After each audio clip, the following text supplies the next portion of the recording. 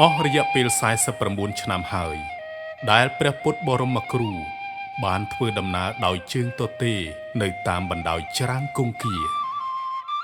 លោកបានដឹកនាំយើងឲ្យរៀនពីមាគ៌ាឆ្ពោះទៅរកការរំដោះដោយដឹកនាំយើងឆ្លងកាត់ភាពងងឹតដូចជាផ្លូវនៃពន្លឺ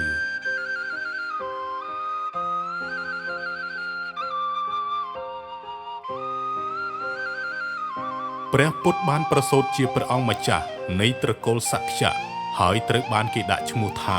សិទ្ធត្ថនៅពេលប្រសូតព្រាហ្មណ៍បានទូទាយថានៅពេលព្រះអង្គម្ចាស់ធំឡើងនឹងក្លាយជាស្ដេចដ៏អស្ចារ្យមួយអង្គដែលនឹងបង្រួបបង្រួមពិភពលោកក្នុងនាមជាអ្នកគ្រប់គ្រងនាពេលអនាគតនៃសក្យៈត្រកូលព្រះអង្គម្ចាស់សិទ្ធត្ថបានរស់នៅក្នុងជីវិតដ៏ប្រណិតនៃការលួងលោមនិងភាពរីករាយនៅក្នុងព្រះរាជវាំងទោះយ៉ាងណាក្នុងការស្វែងរកមេគានៃការរំដោះដើម្បីសង្គ្រោះសត្វមានជីវិតទាំងអស់ពីវដ្តនៃកំណើតនិងមរណភាពព្រះសិទ្ធត្ថបានចាក់ចេញពីវិមានដោយគង់លើខ្នងសេះទ្រង់បានមកដល់ព្រៃមួយនៅជើងភ្នំដែលមានព្រិលហើយនៅទីនោះព្រះអង្គបានធ្វើបដិបត្តិតាមតាបោះឥសីអស់រយៈពេល6ឆ្នាំហើយដែលព្រះសម្មាសម្ពុទ្ធបានស៊ូទ្រាំគ្រប់បែបយ៉ាងនៃការអនុវត្តខាងសាសនាព្រាហ្មណ៍រហូតដល់ព្រះអង្គបានដឹងថាមាគ៌ាកណ្ដាលគឺជាចម្លើយ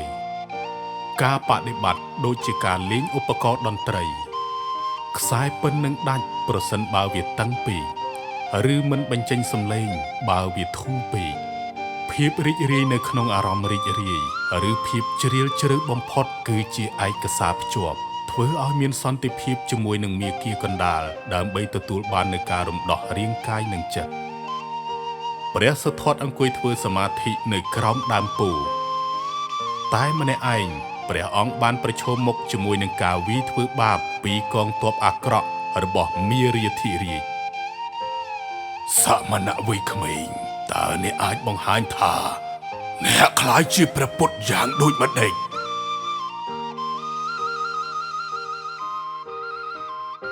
ផែនដីគឺជាសាក្សីរបស់យើង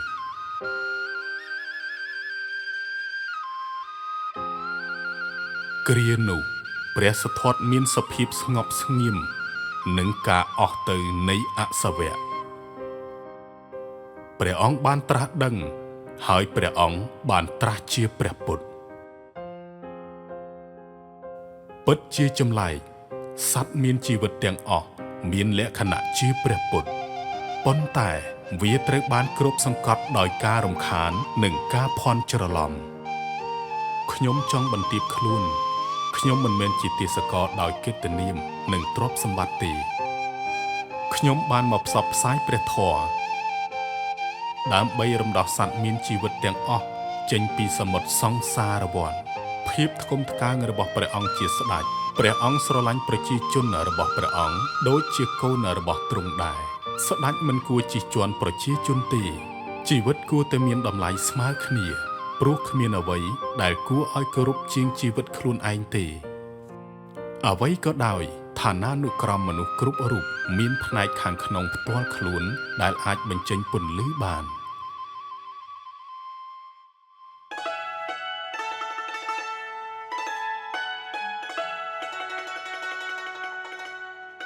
ព្រះពុទ្ធសូមអនុញ្ញាតឲ្យទូលបង្គំចេញទូលបង្គំក៏ខ្វល់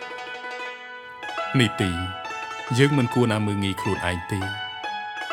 មនុស្សម្នាក់មិនត្រូវបានសម្គាល់ដោយកំណើតរបស់មនុស្សម្នាក់ទេប៉ុន្តែដោយអាកប្បកិរិយារបស់មនុស្សម្នាក់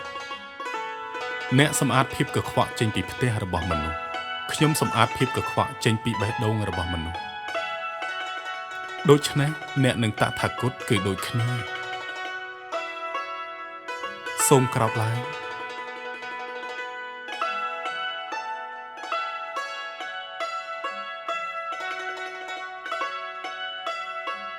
រិហុលតើទឹកនៅក្នុងធុងនេះអាចផឹកបានទេមិនបានទេរិហុលអ្នកដូចជាទឹកនៅក្នុងធុងនេះគឺពិតជាស្អាតណាស់ប៉ុន្តែនៅពេលដែលអ្នកនិយាយកុហកឥតឈប់ឈរអ្នកនឹងក្លាយជាមនុស្សដែលគ្មានអ្នកណាស្រឡាញ់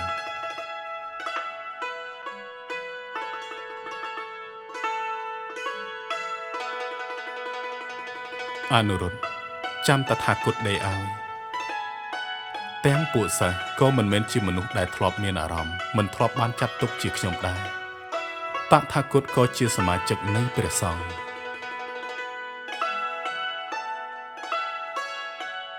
វាយក្រុងកបិលភ័រ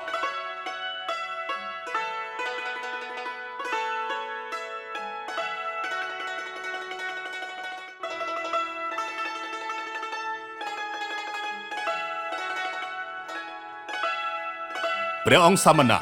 ហេតុអីក៏ព្រះអង្គអង្គុយនៅក្រោមដើមឈើដែលងាប់ហើយត្រូវនឹងព្រះអាទិត្យបែបនេះ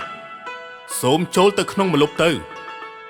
ជំរកនៃត្រកូលរបស់អ្នកផ្ទាល់គឺមានម្លប់ល្អជាងដើមឈើណានាទាំងអស់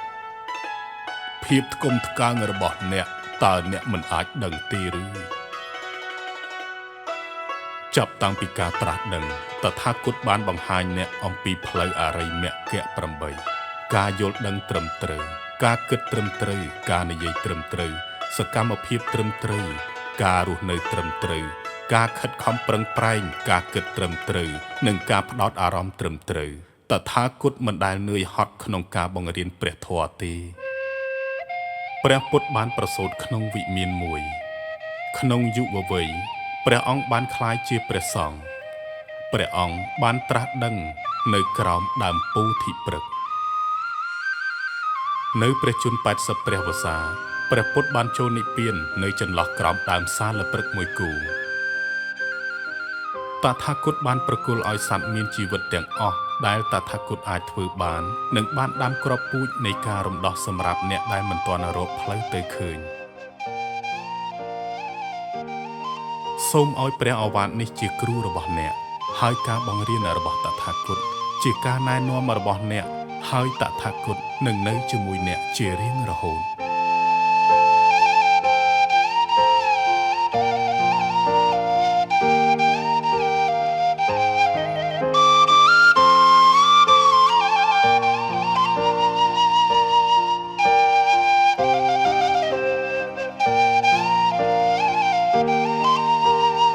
បន្ទាប់ពីព្រះពុទ្ធបានចូលនិព្វានការបង្រៀនរបស់ព្រះអង្គបានរីករាលដាលពីប្រទេសឥណ្ឌាទៅកាន់ប្រទេសចិនជប៉ុននិងបណ្ដាប្រទេសអាស៊ីជាច្រើនហើយនៅទីបំផុតនៅទូទាំងពិភពលោកជាការប្រទានពរដល់សត្វលោកទាំងអស់និងពិភពលោកដោយភាពឆ្លៀសវៃនៃប្រាជ្ញារបស់ព្រះអង្គ